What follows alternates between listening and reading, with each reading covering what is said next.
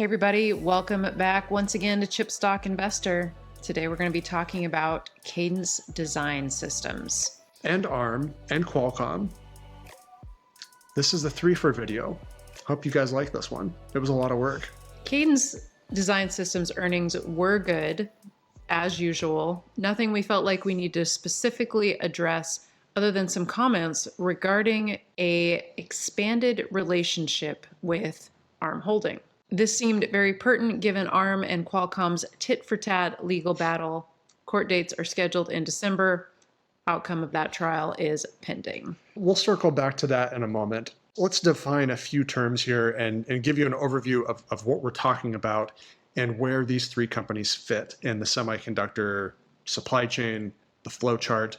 So Cadence Design Systems up there in the top, electronic design automation, a software business, ARM Holdings, traditionally IP and patents, and then Qualcomm, the fabless chip designer. Let's define a few terms before we delve into this topic. Cadence Design Systems, which, as Nick said, specializes in EDA or electronic design automation. It's design software for all things chips and electronic systems. And in this video, similar to like we did when we were talking about Google's Alpha chip, a video a couple of weeks ago, we're going to be talking a lot about IP or intellectual property. Now, IP could be a patent, or it could just be some proprietary process or design on part of the functionality of a chip. In this case, ARM almost exclusively delves into IP. That's how they make money. They license out and make royalties on their IP, the things that they design.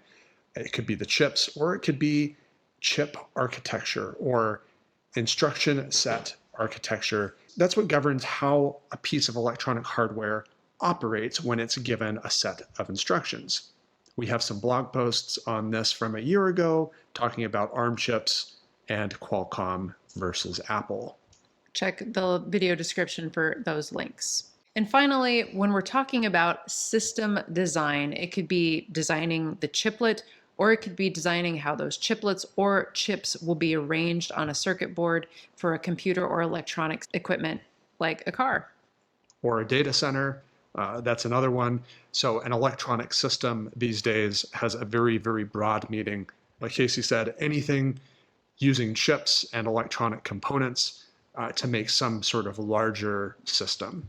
Casey, let the folks know some key points today to help organize how to think about this Qualcomm versus ARM legal battle. And we'll promise we'll tie this in back to Cadence Design Systems as well at the end of this video, so stay tuned. We'll focus on why ARM Holding is strengthening its ties with Cadence Design Systems. Second point is we'll focus on that battle between ARM and Qualcomm. What's ARM's angle in causing this ruckus? Third thing, Qualcomm is set to lose big on this fight. Maybe, but not likely. And then Cadence for the win. All right, let's start with this quote here from Cadence CEO Anirudh Devgan on the Q3 2024 earnings call. They mentioned on this past quarter that ended in September that they expanded their longtime partnership with ARM Holdings through an expansion of IP.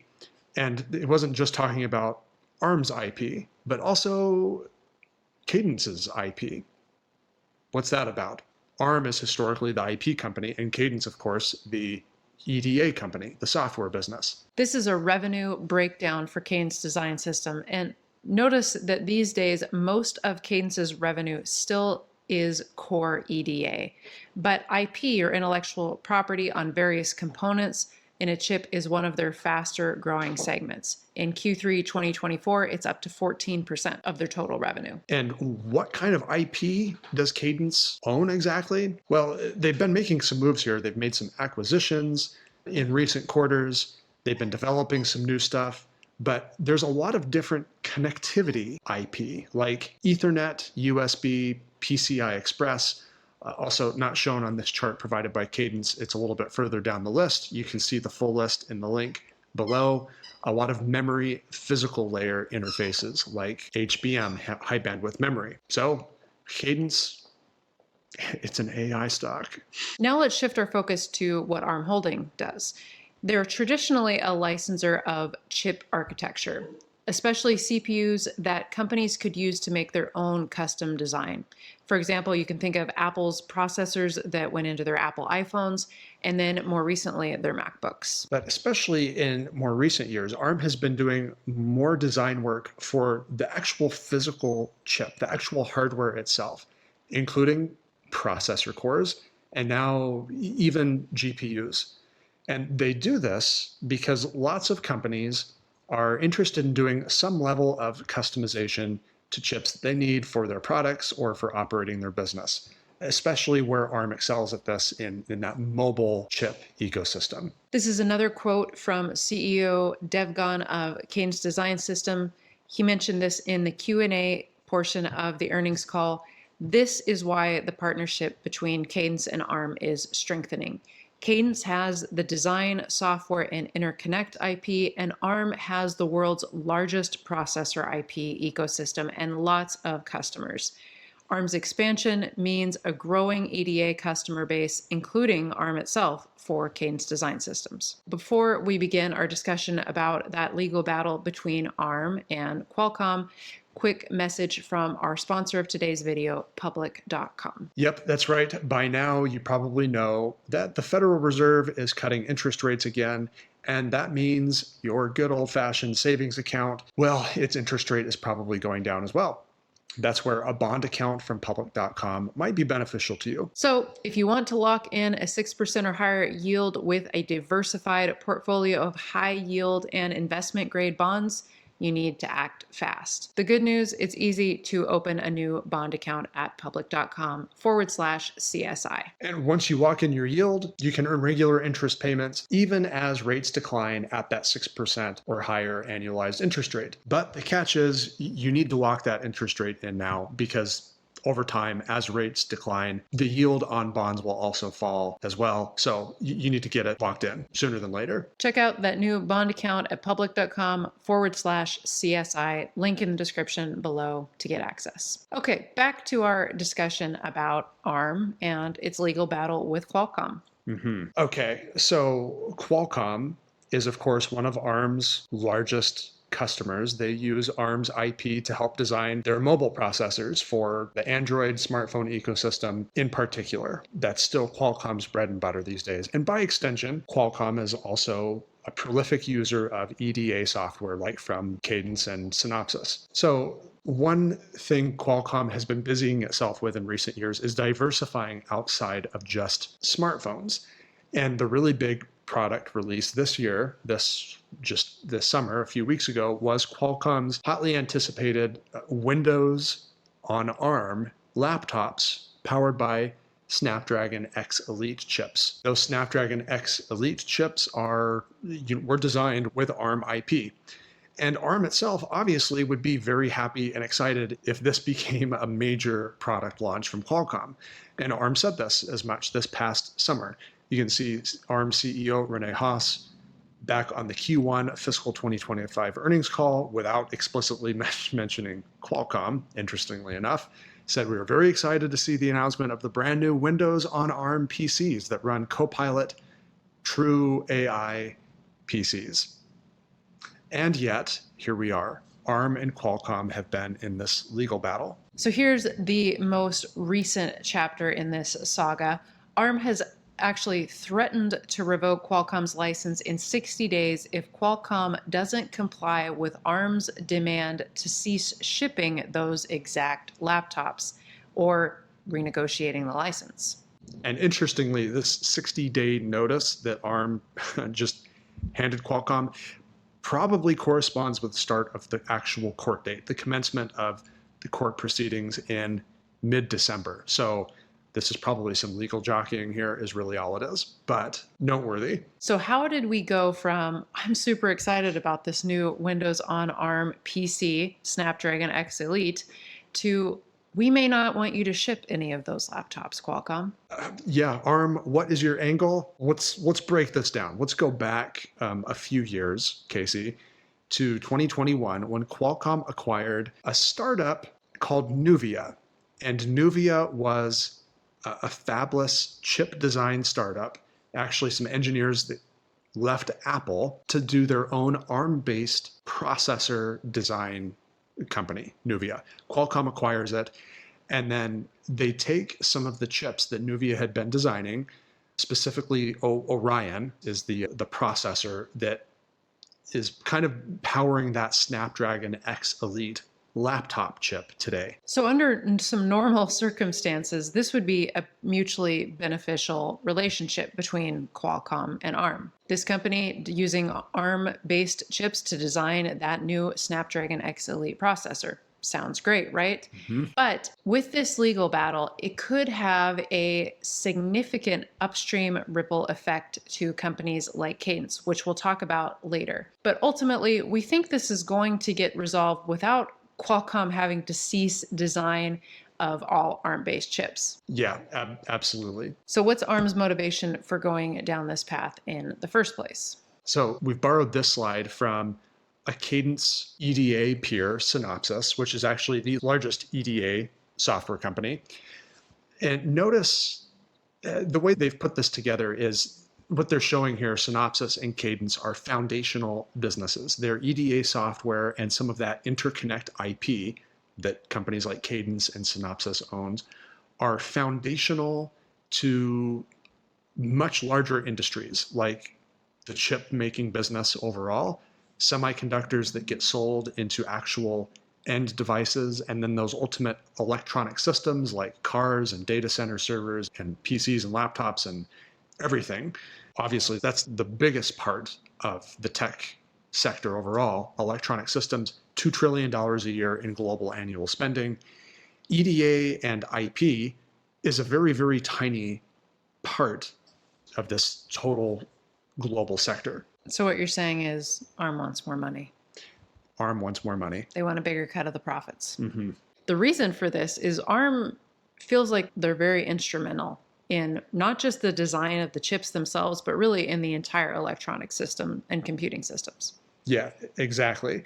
We're going to reuse the same slide from earlier and show you here. Remember when Casey was talking about historically ARM licenses chip architecture, the instructions that the chip uses when it's given an instruction, when it's given a command.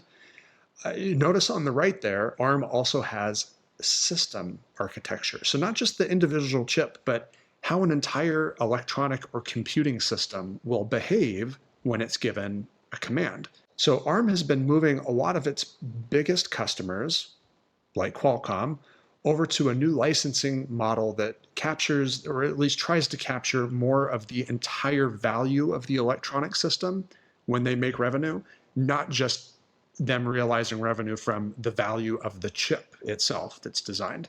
Before we talk about those new models that ARM Holding has for its biggest customers, let's define a couple of terms.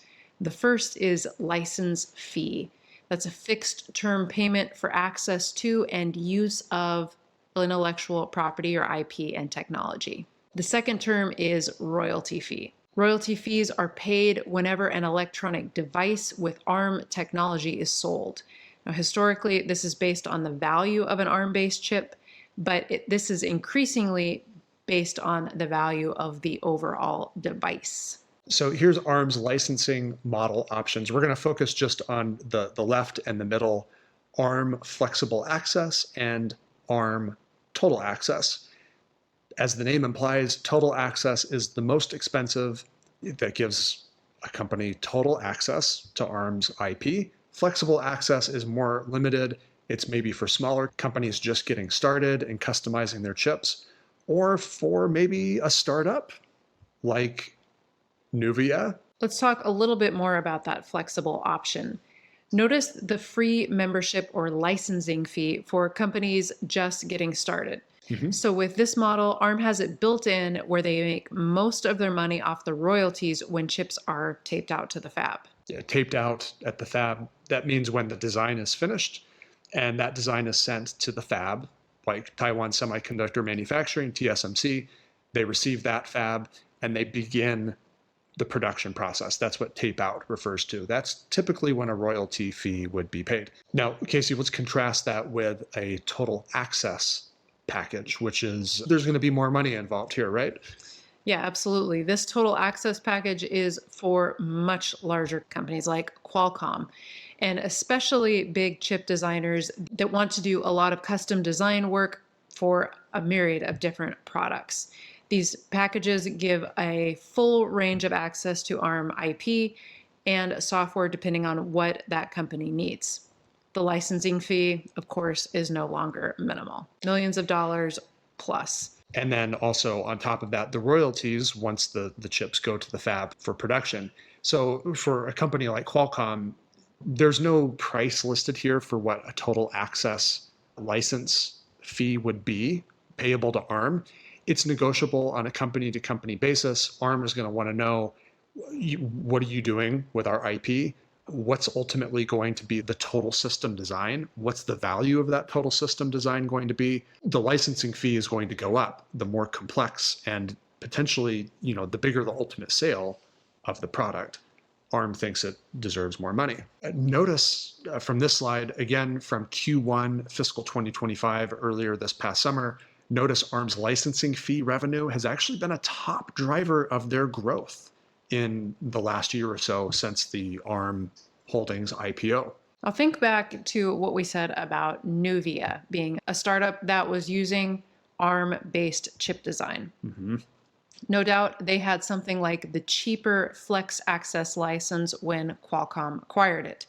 And ARM is probably feeling a little burnt and feeling like they're entitled to the larger total access license fee since Nuvia only had the flexible access. Mm-hmm. Yeah, and then since Qualcomm purchased Nuvia and then launched into, or maybe didn't launch into the laptop business, made a more compelling laptop option with those Orion processors that they got a large helping hand from Nuvia in developing, now Snapdragon X Elite. ARM probably thinks, hey, you should have been paying some sort of total access licensing fee, kind of like you do already for your smartphone work. Qualcomm's defense, on the other hand, in this legal battle, we already pay you plenty of money. Yeah, we already pay you a total access fee as part of our existing agreement. Why would we need to pay you another licensing fee for this, essentially what's the same IP? That's the whole point of these laptops, right? That's what Apple did with the new MacBook M series chips now powering the MacBook.